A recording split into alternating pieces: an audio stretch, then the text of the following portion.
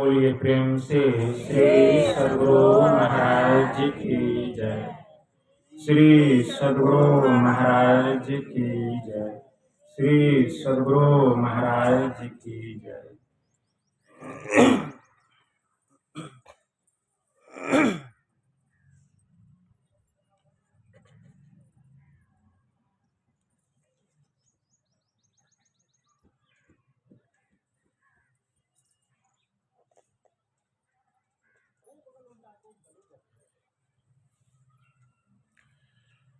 नमामि अमित ज्ञान रूपं कृपालं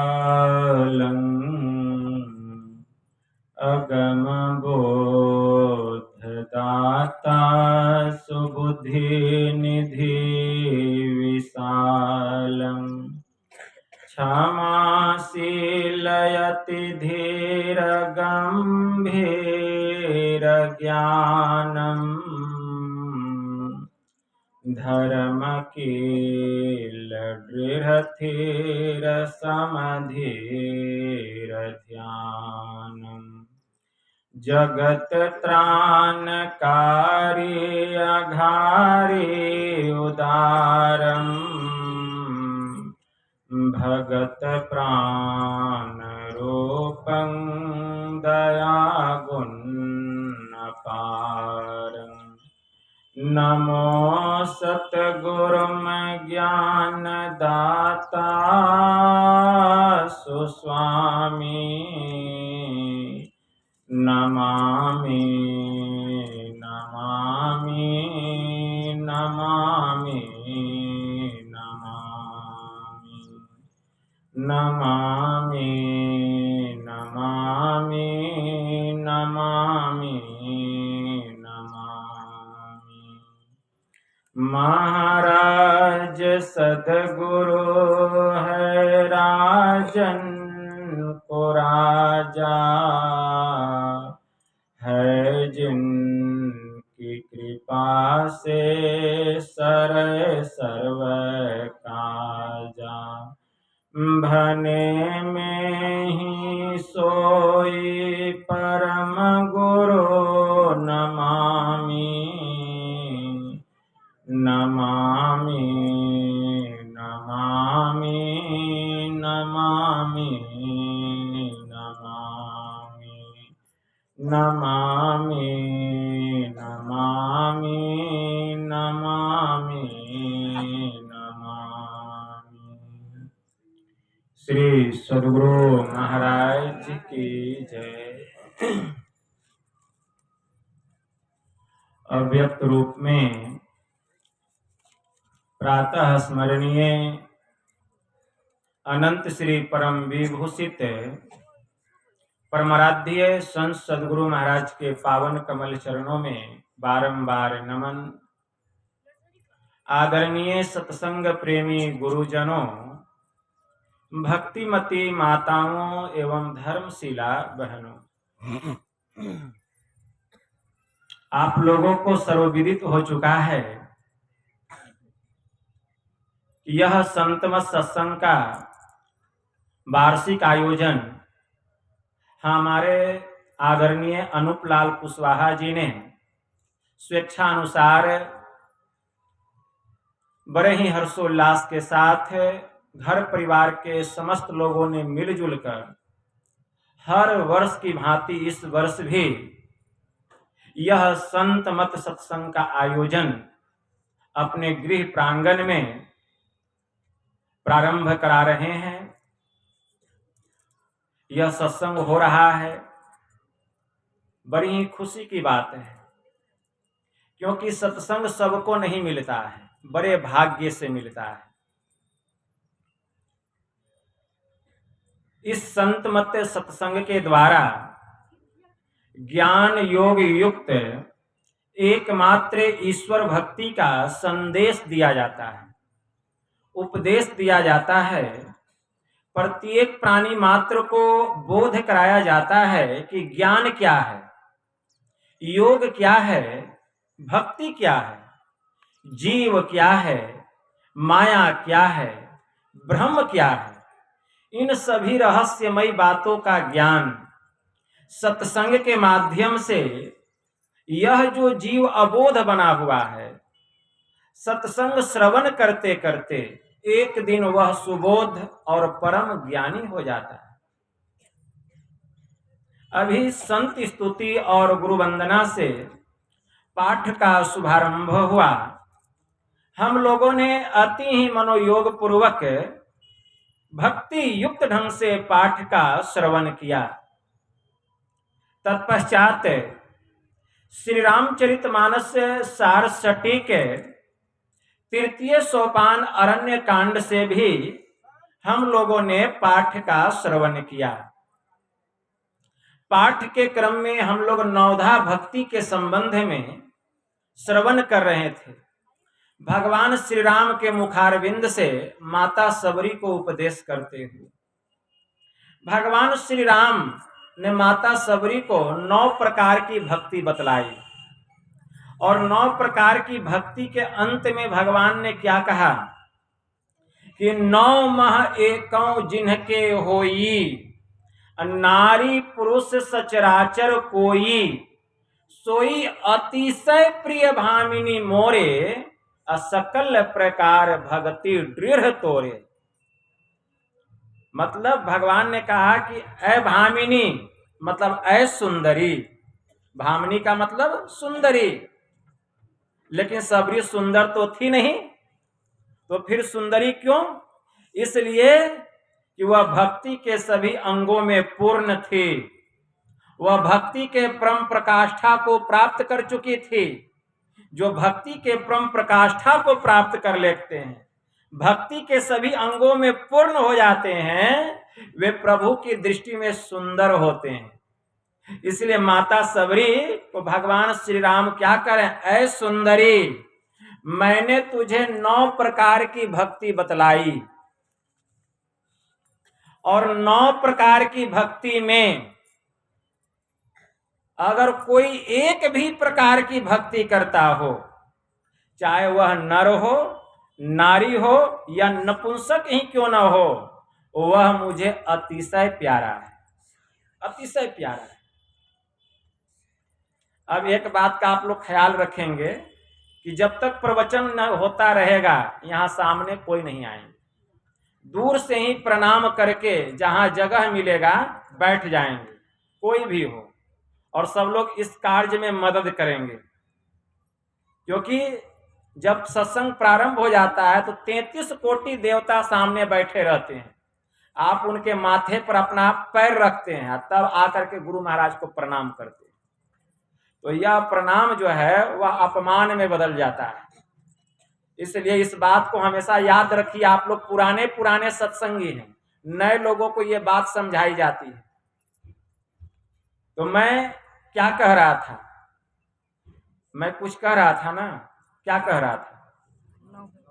अगर 9 प्रकार की भक्ति में एक भी प्रकार की कोई भक्ति करता हो, चाहे वह नर हो, नारी हो या नपुंसक ही क्यों न हो, हे भामिनी मतलब ऐ सुंदरी, वह मुझे अतिशय प्यारा।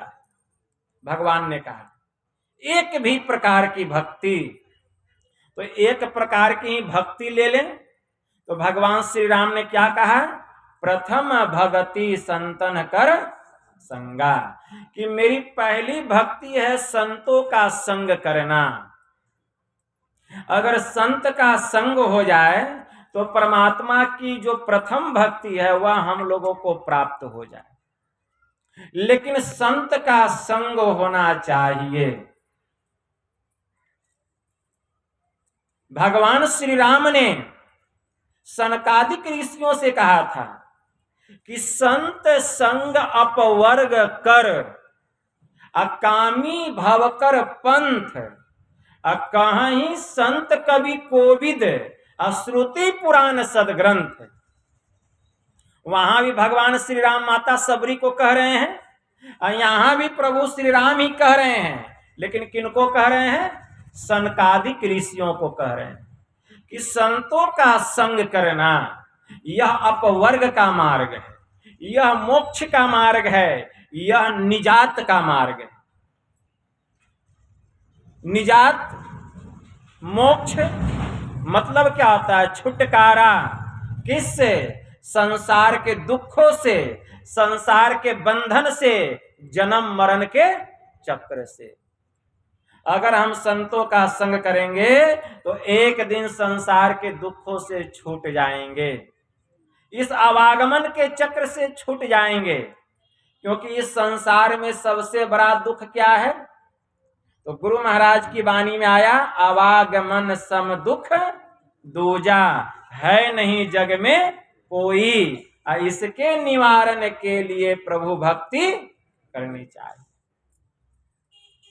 कि बार बार जन्म लेना और बार बार मर जाना, पुनरपि जननम अब पुनरपि मरणम, ये बार बार जन्मना और मरना, ये जो चक्र लगा हुआ है, इससे बड़ा दूसरा और कोई दूसरा दुख नहीं है। अगर इस दुख से छुट्टी पाना चाहते हैं, छुटकारा पाना चाहते हैं, तो प्रथम भगति संतन कर संग। तो पहले संतों की संगति करनी पड़ेगी, सत्संग करना पड़ेगा। अगर हम सत्संग करेंगे, अगर हम संतों की संगति करेंगे, तो भक्ति करने की जुक्ति हमें प्राप्त हो जाएगी। भक्ति करने की जुक्ति प्राप्त हो जाएगी। जुक्ति कौन बतलाएंगे? संत सदगुरु बतलाएंगे। इसीलिए वेद में एक मंत्र आया है, ओम युक्त्वाय सविता देवांस सवर्यतो धिया दिवम बृहज्योत्यः करिष्यतः सविता प्रसूआति तान। इस मंत्र के द्वारा वेद भगवान उपदेश करते हैं कि हे योगाभ्यास सीखने वाले मनुष्यों, सच्चे सदगुरु के द्वारा ही योग का भेद जानकर तुम अपने भीतर की महान दिव्य ज्योतियां और दिव्य गुण युक्त अनाहत नाद दोनों को प्राप्त करो। और वह संत सदगुरु जिनसे इस योग का भेद जानना चाहिए, इसके लिए निमित्त मतलब एकमात्र ईश्वर से इस प्रकार की प्रार्थना करो, स्तुति करो कि हे जगत प्रसव करता ईश्वर, आप ऐसे विद्वानों को, ऐसे संत सदगुरु को इस भूतल पर, इस धरातल पर भेजें, जिनसे ब्रह्म ज्ञान का भेद जानकर हम अपने भीतर की महान दिव्य ज्योतियां और दिव्य गुण युक्त अनाहत नाद दोनों को प्राप्त करें और आप सुख स्वरूप परमात्मा को जान सके, आपको पहचान सके। इसलिए प्रथम भगति संतन कर संगा। संतों की संगति करेंगे, सत्संग करेंगे, तो संत सदगुरु मिल जाएंगे और वे हमें संसार के दुखों से छुटकारा पाने की जुक्ति बतला देंगे, भजन भेद बतला देंगे। और उस जुक्ति को जान करके जब हम भक्ति करेंगे, तो भक्ति कैसे करेंगे? सबसे पहले एक नाम का जप करेंगे, फिर एक रूप का ध्यान करेंगे, फिर दृष्टि योग की साधना करेंगे, फिर अंतिम साधना नदानुसंधान की साधना करेंगे। यही चार क्रिया है, यही चार क्रिया है। लेकिन सबसे पहले जो मोटी उपासना है, वह है मानस जप और मानस ध्यान। इसको मोटी उपासना कहा गया, इसको मोटा ध्यान कहा गया। मानस जप और मानस ध्यान, इसी को वेद में मानस योग की संज्ञा दी गई। वेद भगवान उपदेश करते हैं क्या? ओम युञ्जानः प्रथमं मनस्तत्वाय सविता धियम अग्निर्ज्योतिर्नित्याय पृथिव्या अध्यावरत।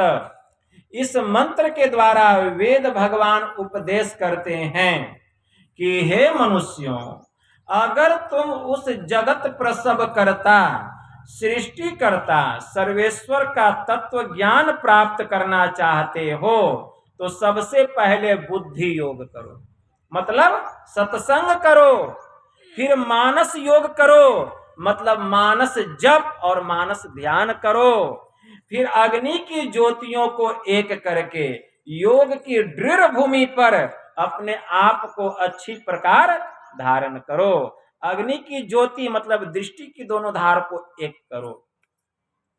लेकिन सबसे पहले क्या करने के लिए क्या कहा गया? पहले बुद्धि योग मतलब सत्संग, सत्संग करने के बाद मानस योग मतलब मानस जप और मानस ध्यान। एक व्यक्ति ने हमसे पूछा कि बाबा पहले ध्यान करना चाहिए कि पहले सत्संग करना चाहिए? कल की बात है, मैं किन्हीं को दीक्षा दे रहा था, वो भी आए थे, उनके पिताजी आए थे पुराने सत्संगी, और उनकी बेटी को मैं दीक्षा दे रहा था। तो जब उनकी बेटी को मैंने दीक्षा दे दिया तब उनके पिताजी पूछते हैं कि बाबा पहले सत्संग करना चाहिए कि पहले ध्यान करना चाहिए? तो मैंने कहा कि पहले ध्यान करना चाहिए तब सत्संग करना चाहिए। पहले क्या करना चाहिए? ध्यान करना चाहिए तब सत्संग करना चाहिए। तो उनकी बेटी कहती है, जिनको हम दीक्षा दे रहे थे, बाबा ये पहले जो है ना सत्संग करते हैं तब ध्यान करते हैं। तो मैंने उनको कहा अच्छा एक बात बताइए, ध्यान कितना बार करने के लिए कहा गया है? तो 3 बार। एक सूर्य निकलने के पहले, मोटा मोटा भाषा में सुनिए महीन महीन बात को, एक सूर्य निकलने के पहले। बहुत लोग कहते हैं 3 बजे, मैं कहता हूं सूर्य निकलने के पहले। और ध्यान भी सूर्य निकलने के पहले ही संपन्न होना चाहिए। अब किसी को समाधि लग जाए तो उसका क्या कहना? किसी को समाधि लग जाए तो उसका क्या कहना? लेकिन सूर्य निकलने के पहले, दूसरा सूर्य निकलने के बाद, और तीसरा सूर्य ढलने के बाद। तो सूर्य निकलने के पहले कितना बजे? तो ब्रह्म बेला में 3 बजे। 3 बजे नहीं उठ सकते हैं, 4 बजे, 4 बजे नहीं उठ सकते हैं, 5 बजे। लेकिन उसके पहले अगर उठिएगा तब ठीक नहीं, उसके बाद उठने पर। इसलिए 3 बजे ब्रह्म बेला में उठ करके ध्यान करना चाहिए। ठंड का मौसम है, नहीं उठ पाते हैं, बुजुर्ग लोग हैं, 4 बजे उठकर ध्यान कीजिए, 5 बजे उठ करके ध्यान कीजिए, लेकिन सूर्य निकलने के पहले ध्यान कीजिए। और ध्यान करने के बाद तब सत्संग कीजिए। उसके बाद दिन में सूर्य निकलने के बाद स्नान करके ध्यान कीजिए। अगर स्नान नहीं भी कर सके हैं, पैर हाथ धो लीजिए, कुल्ला आचमन कर लीजिए और सूर्य निकलने के बाद ध्यान कीजिए किसी भी समय। अगर आपका एक टाइम है, इतना बजे बैठते हैं, तो वह और अच्छी बात है कि हम 12 बजे ध्यान पर बैठते हैं या 2 बजे ध्यान पर बैठते हैं, हमारा ये रूटीन है, तो ये और अच्छी बात है। तीसरा ध्यान सूर्य ढलने के बाद, शाम में हम सांझ बत्ती दिखाते हैं, उसके बाद सांझ बत्ती दिखा करके आप ध्यान करने के लिए बैठ जाइए। ध्यान करने के बाद आप सत्संग कीजिए, ध्यान करने के बाद सत्संग कीजिए। तो यही त्रैकाल संध्या है। तो वे व्यक्ति कहने लगा बाबा पहले हम तो सत्संग ही कर लेते थे। तो हम कहते तब तो 2 बजे सत्संग करते होंगे, 3 बजे ध्यान करते होंगे। इसलिए पहले जो है सुबह उठ करके ध्यान करना है। भगवान महायुगेश्वर श्री कृष्ण भी ब्रह्म बेला में उठ करके ध्यान करते थे। महाभारत में आया है, ब्रह्म में मुहूर्ते उत्थाय वायुर अस्पृश्य माधव दध्यो प्रसन्न करन आत्मानम तमसः परम। भगवान महायुगेश्वर श्री कृष्ण ब्रह्म बेला में उठ जाते थे, हाथ पैर धोते थे, कुल्ला आचमन करते थे, फिर जब एक आसन से बैठ करके ध्यान करने लगते थे तो खुशी से उनका रोम रोम पुलकित होकर के खिल उठता था और वह सुषुम्ना में अपने मन को अस्थिर करते थे। इसलिए ध्यान की प्रथा आदि काल से है, आज से ही नहीं है। इसलिए सबसे पहले हमें ध्यान करना चाहिए, ध्यान करना चाहिए। ध्यान में क्या करना चाहिए? तो मानस योग करना चाहिए। सबसे पहले मानस योग का मतलब मानस जप और मानस ध्यान करना चाहिए। तो सबसे पहले मानस जप करना चाहिए। मानस जप, मानस जप का मतलब होता है मने मन जप करना। जप 3 प्रकार का होता है, ऐसे तो 4 प्रकार के जप बतलाए गए हैं। एक है वाचिक जप, दूसरा है उपांशु जप, तीसरा है श्वास जप और चौथा है मानस जप। लेकिन वाचिक जप से 10 गुना अधिक लाभकारी उपांशु जप से 100 गुना अधिक लाभकारी श्वास जप, और श्वास जप से 1000 गुना अधिक लाभकारी मानस जप में होता है। इसलिए हमें मानस जप करना चाहिए। मानस जप में जप और जापक के बीच में कोई गप नहीं होनी चाहिए। हमारा मन जप में लगा हुआ रहना चाहिए और ख्याल रखना चाहिए कि हमारा मन जप में लगा हुआ है कि नहीं। जप भी हम कैसे करें? आंख बंद करते हैं, सामने में अंधकार दिखाई देता है, उसी अंधकार में रह करके हम मने मन जप करें तो अंधकार रहेगा लेकिन गौण होकर के रहेगा। अंधकार रहेगा, गौण होकर रहेगा। क्यों? क्योंकि हमारा मन अंधकार में नहीं, जप में लगा हुआ है। हमारा मन अंधकार में नहीं। अगर अंधकार में मन लगा हुआ रहेगा तब तो गौण होकर नहीं, स्पष्ट होकर के अंधकार रहेगा। लेकिन मन क्या में लगा हुआ है? अंधकार में लगा हुआ है कि जप में लगा हुआ है? जप में लगा हुआ है। लेकिन सामने में क्या है? अंधकार है। तो सामने में अंधकार है लेकिन वह गौण होकर के है और मन जप में लगा हुआ है। सुमिरन ऐसा कीजिए दूजा लखे न कोय, ओठ न फरकत देखिए, प्रेम राखिए गोए। संत तेतरदास जी महाराज की वाणी में आया, सुमिरन ऐसा कीजिए पवन पानी न डोल, तीनों नयन मिलाई दे गुरु चरणन की ओर। इस तरह का सुमिरन होना चाहिए, जप होना चाहिए। अगर मानस जप ठीक ठीक निरंतर होते रह जाए, अखंड रूप में किसी का निरंतर होते रह जाए, वह धार रुके नहीं। यह जो वर्णात्मक जप है मानस जप, इसका धार रुके। जप कंटिन्यू अगर किसी का होते रह गया, एक क्षण के लिए भी मन नहीं रुका कहीं, अब मन नहीं भागा, अगर कुछ काल भी जप हो जाएगा तो जप करते करते नाम में वह शक्ति है कि वह रूप को सामने ला करके खड़ा कर दे। नाम में वह शक्ति है कि वह रूप को आपके सामने ला करके खड़ा कर देगा। देखिए रूप नाम आधीना, रूप ज्ञान नहीं नाम विहोना।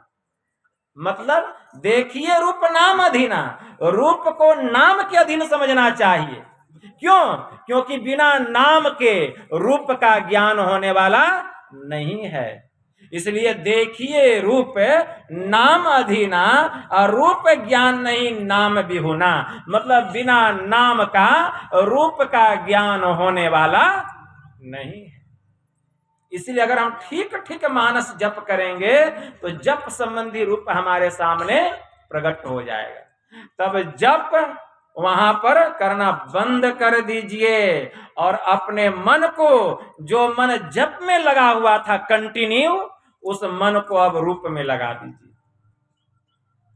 ये हो गया मानस ध्यान। और इसके पहले क्या किए? मानस जप। अब मानस ध्यान कर रहे हैं। तो मानस ध्यान भी हम कर रहे हैं, तो ध्यान हम कहां लगाए हुए हैं? अंधकार में कि रूप में? ध्यान रूप में लगाए हुए हैं, लेकिन वहां है क्या? अंधकार है। वहां है अंधकार, लेकिन अंधकार में ही ख्याल से रूप को देख रहे हैं कि हमारे गुरु महाराज का रूप ऐसा है। वहां अंधकार तो है, लेकिन अंधकार गौण होकर के है। क्यों? क्योंकि हमारा मन रूप पर लगा हुआ है। इसको समझिए, हमारा मन रूप पर लगा हुआ है, इसलिए अंधकार गौण होकर के है। लेकिन हमने अंधकार में ही रह करके मानस जप किया और अंधकार में ही रह करके मानस ध्यान भी कर रहे हैं। लेकिन अंधकार गौण है और स्पष्ट रूप दिखाई दे रहा है। जिस नाम का हम जप कर रहे थे, गुरु मंत्र, वही गुरु मंत्र संबंधी गुरु रूप सामने में एकदम प्रकट है और हमारा मन उस रूप में टिका हुआ है। एकदम ख्याल से, सिमटी हुई निगाह से एकदम सामने में अपने इष्ट को देख रहे हैं। इसी को कहा गया मानस योग। अगर कुछ काल तक भी अगर हमारा ख्याल उस रूप पर टिका हुआ रह जाए, हमारा मन लगा हुआ रह जाए, तो फिर मन को उस रूप पर से भी हटा देना चाहिए। आपका मानस योग सफल हो गया। यह है मानस योग। अब मानस योग के बाद क्या है? अग्नि की ज्योतियों को एक करना। अग्नि की ज्योति किसको कहा गया? हमारी दो आंख है और आंख से निकलने वाली जो धार है यह समांतर रेखा में गमन कर रही है, और हम सब जानते हैं कि समांतर रेखाएं आपस में कभी मिलती नहीं है। तो इसके लिए क्रिया विशेष विधि है, जुक्ति है, मिलेगी, लेकिन इसके लिए क्रिया विशेष विधि है। इसके लिए आंखों को खोल कर नहीं रखना पड़ेगा। आंख खोल करके कोई कितना भी देख ले, दृष्टि की धार एक होने वाली नहीं है। जापान में बहुत सारे बौद्ध भिक्षु होते हैं, वे एक टेबल के ऊपर में कैंडल को जला देते हैं और चुकू-मुकू बैठ जाते हैं और गौर से, दोनों आंखों से गौर से उसके लौ को देखते हैं। कितना भी देख ले, दृष्टि की दोनों धार एक होने वाली नहीं है। इसके लिए आंख को बंद करना पड़ेगा, और आंख को बंद करने के लिए कहां ध्यान लगाना पड़ेगा कि यह समांतर रेखाएं आपस में मिल जाए, एक हो जाए। और हम जानते हैं कि दो रेखाओं का मिलन स्थान एक बिंदु कहलाता है। दो रेखाएं जहां जाकर के मिलती है वहां एक चिन्ह प्रकट होता है, उस चिन्ह को बिंदु कहा गया। खुदा जुदा की एक ही सूरत है, नुक्ता भेद बतलाता है। नुक्ता ऊपर नुक्ता नीचे नुक्ता आता जाता है। नुक्ते के हेर फेर से तुमसे जो जुदा हुआ, और नुक्ता जो रखा सिर पर खुद ही खुदा हुआ।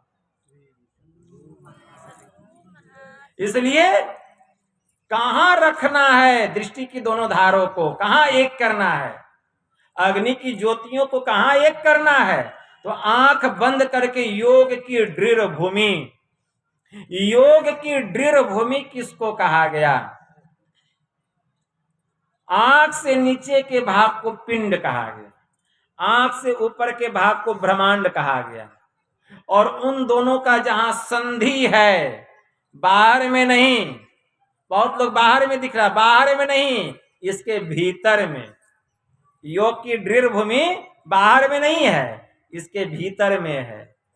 भीतर में योग की जहां दृढ़ भूमि, जहां पिंड और ब्रह्मांड की हद मिली है, वहीं पर अपने मन को उस नयनाकाश में लगाना है।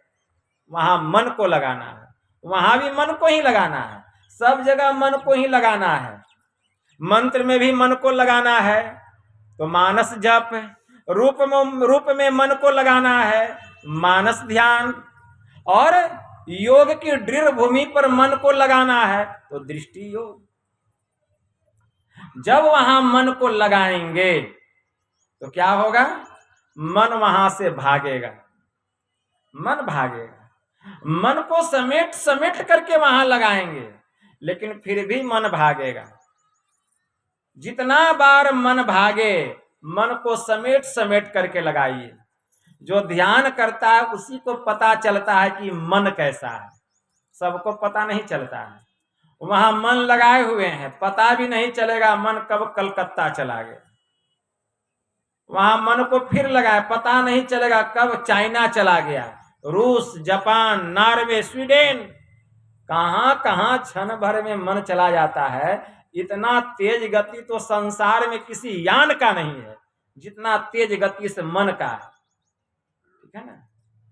यही कारण है कि जब अर्जुन ने भगवान महायोगेश्वर श्री कृष्ण से पूछा कि हे केशव, चंचलम ही मनः कृष्णा परमार्थी बल्लव डढ़िरम तस्याहम निग्रहम वायोरिव सुदुष्करम, कि हे केशव, यह मन बड़ा ही चंचल है। हे प्रभु, यह मनुष्य को मत डालता है, मत डालता है। प्रभु, जिस तरह हवा को मुट्ठी में कैद करना बड़ा ही कठिन है, उसी तरह इस मन को बस में करना बड़ा दुष्कर है।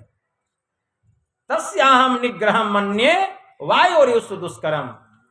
तो भगवान ने इसका समर्थन किया और समर्थन करते हुए अर्जुन से कहा, असंशयम महाबाहो मनो दुर्निग्रहम चलम अभ्यासेन तो कौन्ते वैराग्यन च गृह्यते। हे महाबाहु अर्जुन, अवश्य ही यह मन बड़ा बलवान है, बड़ा चंचल है। एक क्षण में यह मन कहां से कहां चला जाए, क्या से क्या करा दे, कहा नहीं जा सकता। लेकिन हे अर्जुन, हे कुंती पुत्र, अभ्यास और वैराग्य से यह मन बस में हो जाता है। अभ्यास और वैराग्य से मन बस में होता है। किसका अभ्यास करें कि मन में वैराग्य हो जाए? तो भगवान श्री राम ने मुक्ति को उपनिषद में हनुमान जी से कहा कि हे हनुमान, जब तक यह मन पूर्ण रूपेण बस में न हो जाए, एक तत्वाधिराभ्यासा ध्यावन विजितम मनः, तब तक तुम एक तत्व का अभ्यास करो। और वह एक तत्व क्या है? वह एक तत्व है, वह परम ज्योतिर्मय बिंदु, जिसका बांट, जिसका भाग नहीं किया जा सकता, जिसको योग की दृढ़ भूमि पर जब दृष्टि के दोनों धारों को स्थिर किया जाता है, तो वह बिंदु जो अंधकार में छिपा हुआ है वह प्रकट हो जाता है। क्योंकि जैसे दृष्टि की दोनों धार वहां जाकर के मिलती है, अंधकार का मंडल फटता है और वह जो बिंदु छठा चक्र जो उस अंधकार में छिपा हुआ है वह प्रकट हो जाता है और उससे ब्रह्म ज्योति का प्रकाश निकलता है। उससे ब्रह्म ज्योति का प्रकाश निकलता है। वही है योग की दृढ़ भूमि। तब हम अंधकार से प्रकाश मंडल में जाते हैं। गुरु महाराज की वाणी में आया, ऐन महल पट बंद के चलु सुखमन घाटी हो, दृष्टि डोरी स्थिर रहे, तब तम बिचही में फाटी। जिसकी दृष्टि की दोनों धार वहां स्थिर हो जाएगी, अंधकार फट जाएगा, वह ज्योतिर्मय बिंदु प्रकट हो जाएगा और उस बिंदु में ब्रह्म ज्योति का प्रकाश है। वह प्रकाश स्पष्ट दिखाई देगा और उस प्रकाश की छटक अंजन जब योग भूमि की योग की दृढ़ भूमि पर जब उसकी छटक पड़ेगी, वह अंजन पड़ेगा, तो भीतर की दिव्य दृष्टि खुल जाएगी। दिव्य दृष्टि खुल जाएगी। कैसे खुलता है दिव्य दृष्टि? जब वह मणि प्रकट होता है और उस मणि से ब्रह्म ज्योति का जो प्रकाश निकलता है, वही प्रकाश जब योग की दृढ़ भूमि पर आकर के टकराता है, तब भीतर की दिव्य दृष्टि खुलती है। जथा सुवंजन आंजी धृग साधक सिद्ध सुजान, कौतुक देखई शैल बन अभूतल भूरि निधान। जथा सुवंजन आंजी धृग साधक सिद्ध सुजान। इस मणि को पाकर के साधक जो है सिद्ध हो जाता है, वह सुबोध ज्ञानी हो जाता है। और यह अंजन जो है, इस अंजन को, उस प्रकाश को अपनी आंखों में लगा करके साधक सिद्ध पुरुष हो जाता है, अनिमा आदि सिद्धियों को प्राप्त कर लेता है और बहुत से पहाड़ों में, बहुत से जंगलों में, बहुत से समुद्र में क्या छुपा हुआ है, सभी खजानों को देख लेता है। कैसे? उस दिव्य दृष्टि से देखता है, तो भीतर की दिव्य दृष्टि खुल जाती है। यह कैसे हुआ? तो गुरु की कृपा से हुआ। दृष्टि योग की साधना जब करते हैं तो गुरु की कृपा होती है, तब दृष्टि की दोनों धार मिलती है और वह दसम द्वार खुलता है। वह गुरु की कृपा से खुलता है। इसीलिए संत कबीर साहब की वाणी में आया,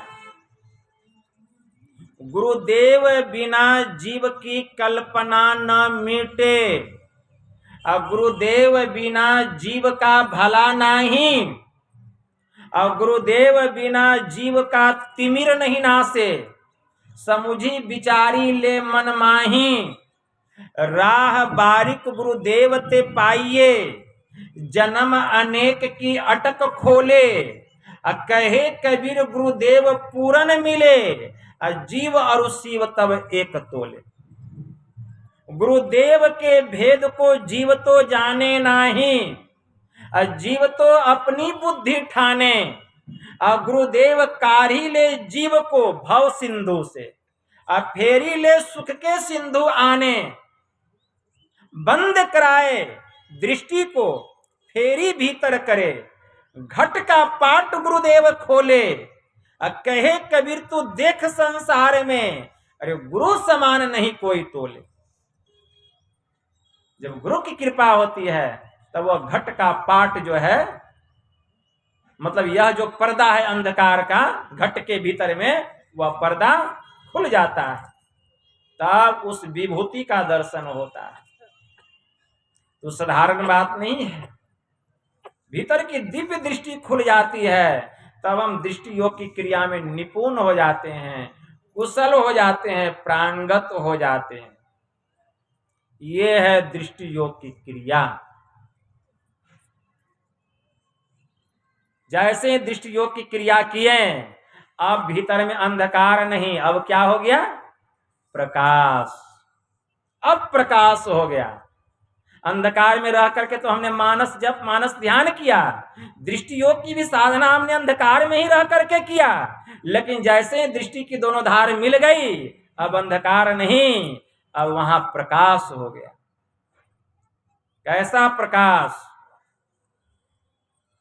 गुरु महाराज की वाणी में आया, प्रथम ही धारो गुरु को ध्यान। गुरु महाराज की वाणी में आया, हो श्रुति निर्मल, हो बिंदु ज्ञान, दो नैना बीच सन्मुख देख, एक बिंदु मिले दृष्टि दो रेख, सुखमन झलके तिल तारा, निरख सुरत दस में द्वारा। ज्योति मंडल में अचरज ज्योत, देखिए कैसा प्रकाश हो रहा है। ज्योति मंडल में अचरज ज्योत, रंग बिरंग का प्रकाश हो रहा है। गुरु महाराज की वाणी में आया, तम माजे फोटी फोटी, ऐते पचे रंगवा हो, अब बिजली चमकी ऐते तार। गुरु महाराज की वाणी में आया,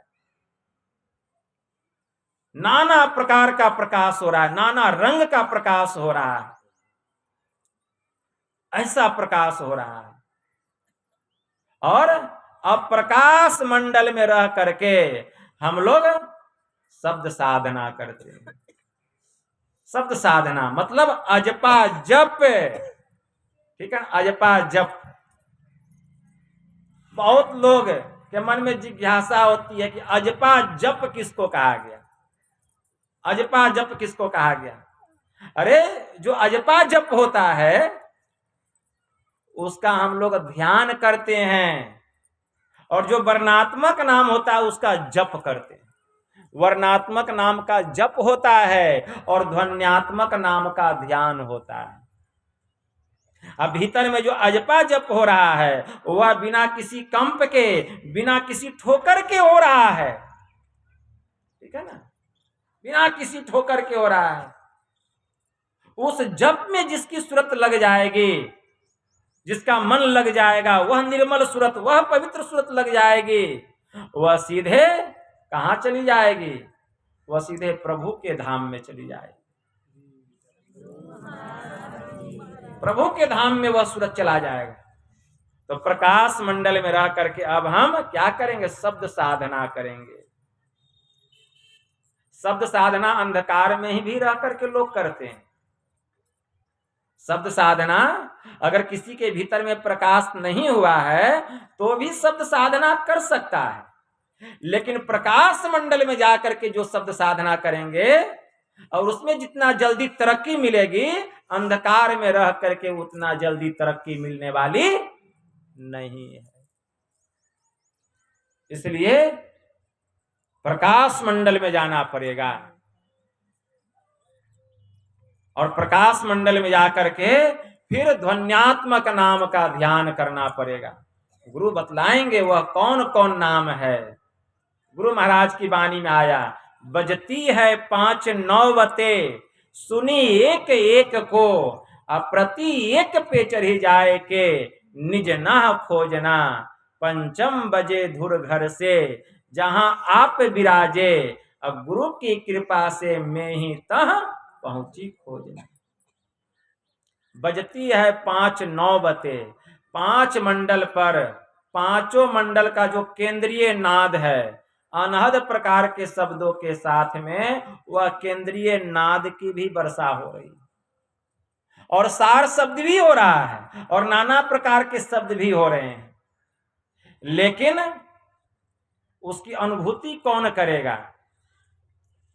जिस मंडल में हम प्रवेश करेंगे पहले उस मंडल के केंद्रीय नाद को पकड़ना पड़ेगा, क्योंकि उसी नाद से वह मंडल बना है, उसी नाद से वह मंडल बना है। जैसे हम एक चाप लेते हैं और एक वृत्त अगर आपको बनाना हो कागज पर तो उसमें पेंसिल डालते हैं और चाप की नोक को कागज पर रखते हैं और पेंसिल को घुमाते हैं तो एक वृत्त बनता है।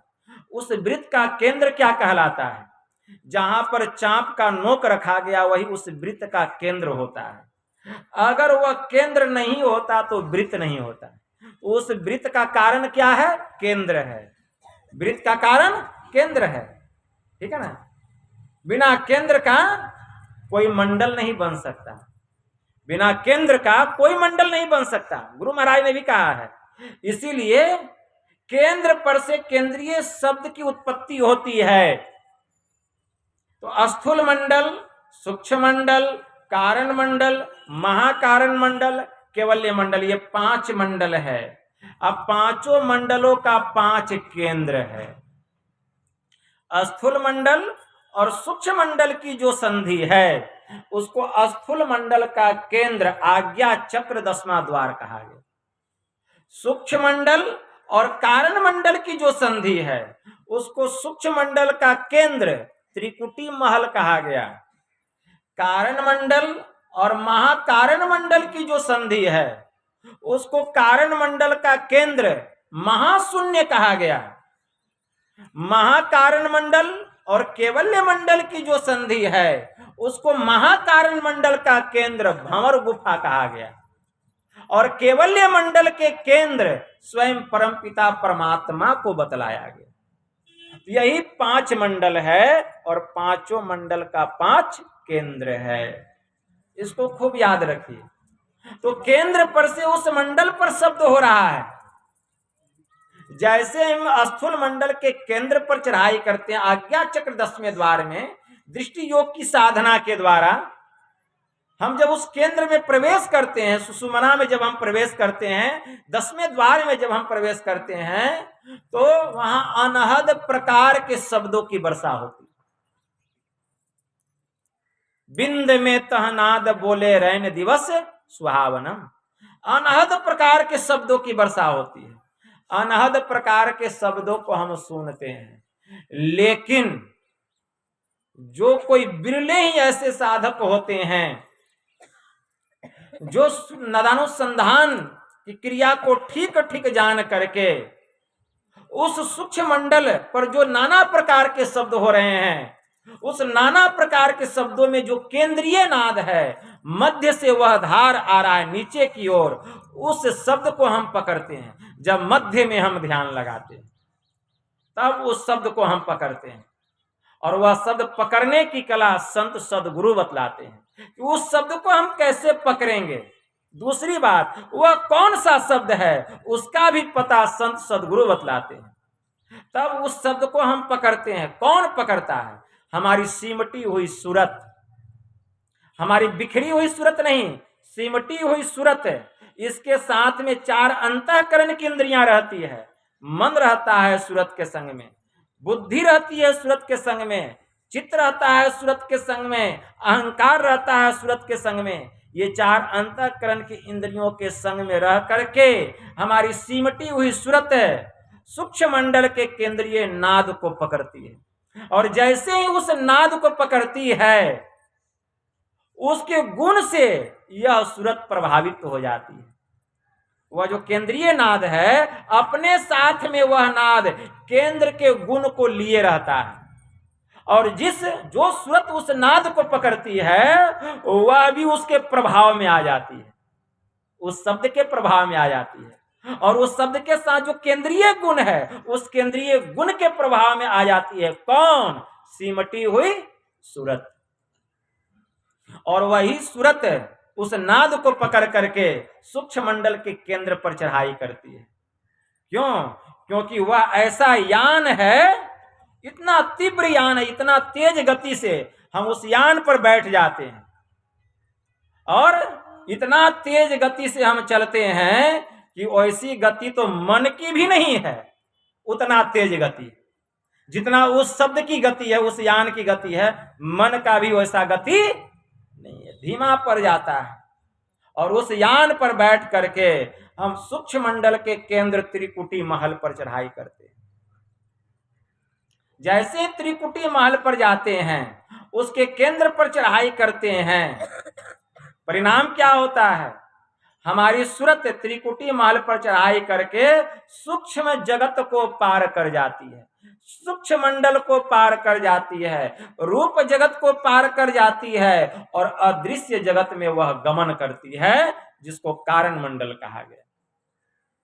अदृश्य जगत में प्रवेश करती है। और जैसे अदृश्य जगत में हम जाते हैं कारण मंडल में, सूरत के संग में जो 4 इंद्रियां थी, कौन कौन? मन, बुद्धि, चित्त, अहंकार, इसकी गति धीमी पड़ जाती है। इसकी गति धीमी पड़ जाती है। यह कितना भी प्रयास कर ले, लेकिन इसकी पहुंच वहां तक नहीं होती है, मंद पड़ जाती है, ठंडा पड़ जाता है। चारों अंतःकरण की इंद्रियां बस वहीं छूट जाती है और सूरत इसके खोल से निकल जाता है। सूरत जो है इसके खोल से निकल जाता है। किसके खोल से? मन के खोल से, बुद्धि के खोल से, चित्त के खोल से और अहंकार के खोल से। ये चारों अंतःकरण की इंद्रियां जो खोल है और यह जो सूक्ष्म मंडल जो खोल है, इसके खोल से निकल करके हमारी सिमटी हुई सूरत अत्यंत प्रकाशित होती है। इसके अंदर में प्रकाश है और यह कारण मंडल में जाता है। कारण मंडल को अपना प्रकाश नहीं है, लेकिन हमारी सूरत से प्रकाश निकल रहा है, हमारे भीतर से प्रकाश निकल रहा है, तो वह मंडल प्रकाशित होता है। इसको अपना प्रकाश नहीं है, लेकिन अंधेरे कमरे में आप रोशनी का साधन लेके घुस जाइए, वह कमरा प्रकाशित हो जाएगा। तो सूरत से प्रकाश निकल रहा है और सिमटी हुई सूरत कारण मंडल में गमन करती है।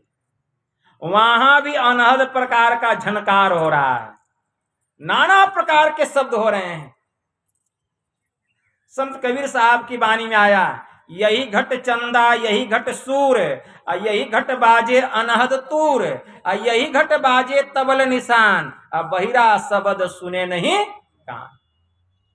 जैसे ही कारण मंडल के केंद्र पर जब चढ़ाई करने लगते हैं, कैसे यहां भी केंद्रीय शब्द हो रहा है। कारण मंडल के केंद्र से उस शब्द की उत्पत्ति हुई है, कारण मंडल के केंद्र से उत्पत्ति हुई है और अनहद प्रकार के शब्दों में उस केंद्रीय नाद को, शब्द को पकड़ करके हमारी सिमटी हुई सूरत, जैसे जैसे यह सूरत आगे बढ़ती है, इसकी ताकत बढ़ती चल जाती है। जैसे जैसे यह सूरत ऊपर की ओर जाती है, वैसे ही इसके अंदर की चमक भी बढ़ती चली जाती है। तो केंद्रीय नाद को पकड़ करके हमारी सूरत कहाँ जाती है? कारण मंडल के केंद्र महाशून्य पर चढ़ाई करती है। महाशून्य पर कारण मंडल के खोल से हमारी सूरत निकल जाती है, कारण मंडल के खोल से निकल जाती है। और कहाँ जाती है? महाकारण मंडल में जाती है। महाकारण मंडल में भी अनहद प्रकार के शब्द हो रहे हैं। इसको भी अदृश्य जगत कहा गया, इसको भी अपना प्रकाश नहीं है, लेकिन इसको भी जड़ का ही मंडल कहा गया। क्यों? क्योंकि यहां तक गुण है, सतोगुण, रजोगुण और तमोगुण, और यहां जो प्रकृति है, इसको जड़ प्रकृति का शिखर कहा गया। महाकारण मंडल को जड़ प्रकृति का शिखर कहा गया, ठीक है ना। इसको साम्य अवस्था धारिणी मूल प्रकृति मंडल कहा गया, जड़ात्मिका प्रकृति मंडल कहा गया। जैसे हमारी सूरत यहां प्रवेश करती है, तो यहां पर तीनों गुण, सतोगुण, रजोगुण और तमोगुण, तीनों गुण समवस्था में रहते हैं।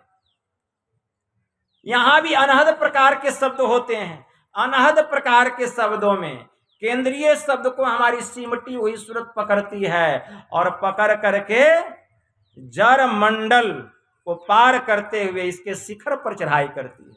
इसका शिखर क्या है, इसका केंद्र क्या है? भंवर गुफा। भंवर गुफा में जाती है और भंवर गुफा में प्रवेश करके ये अपरा प्रकृति मंडल को पार करके हमारी सूरत प्राप प्रकृति में गमन करती है, प्राप प्रकृति में प्रवेश कर जाती है।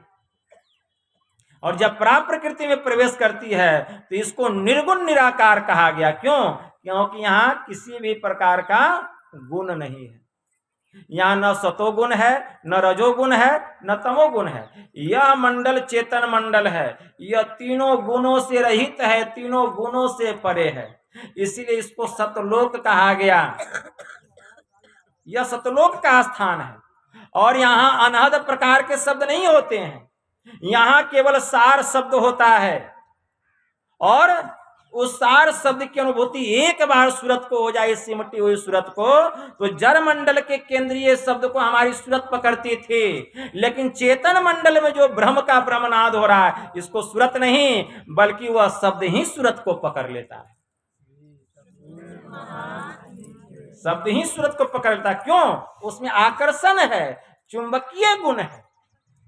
चुंबक सत शब्द है भाई, चुंबक शब्द लोक ले जाई, लय निकारी होखे नहीं पीरा, सत्य शब्द जो बसे शरीरा, यही बड़ाई शब्द की, जैसे चुंबक भाए, अब बिना शब्द नहीं उबरे, केता करे उपाय। आदि नाम पारस अहे, मन है मैला लोह, पर सत ही कंचन भया, छूटा बंधन मोह, कोटि नाम संसार में, ताते मुक्ति न होए, आदि नाम जो गुप्त मत, अब बूझे बिरला होए। कोई बिरले होते हैं उस सूरत की अनुभूति, उस सूरत को, सिमटी हुई सूरत को, उस शब्द की अनुभूति होती है। एक बार उस शब्द की अनुभूति हो जाए, वह शब्द ही सूरत को पकड़कर अपनी ओर खींच लेता है। और खींच कर कहां लेकर जाता है? जहां से वह शब्द आया था, वह शब्द ब्रह्म के पास से आया था, वही शब्द इस सूरत को, इस आत्मा को उस परमात्मा में ले जाकर के मिला देता है। और जैसे उस परमात्मा में हम जाकर के मिल जाते हैं तो हम प्रभु प्रभु हम एक ही होई, द्वंद्व और द्वैत रहे नहीं कोई, मैं ही ऐसी आरती कीजिए, अब भव में जन्म बहुरी नहीं लीजिए। दर्शना दर्शने हित्वा स्वयं केवल रूपतः, इह आस्ते कपि शार्दुल ब्रह्म स ब्रह्मविद सव्यम, कि दृश्य और अदृश्य को छोड़कर वह पुरुष केवल स्वरूप हो जाता है। श्री सद्गुरु महाराज की जय। बाबा का पदार्पण हो रहा है। अब हम लोग उनके स्वागत में उठ के खड़े हो जाएं। श्री सद्गुरु महाराज की जय। शरणागतम गुरुदेव, शरणागतम गुरुदेव, गुरुदेव आपकी जय जय, गुरुदेव आपकी जय जय, स्वागतम गुरुदेव, शरणागतम गुरुदेव, स्वागतम गुरुदेव, शरणागतम गुरुदेव, गुरुदेव आपकी जय जय हो, गुरुदेव आपकी जय जय हो, सद्गुरु महाराज की जय, सद्गुरु महाराज की जय।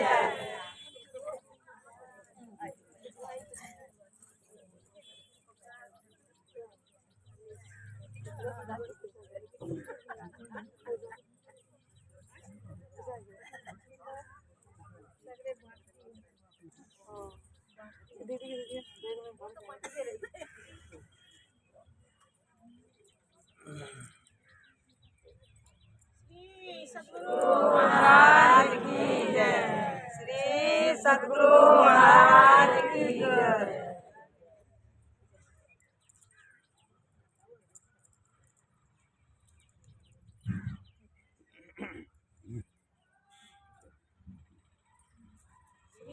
सद्गुरु महाराज की जय, श्री सद्गुरु महाराज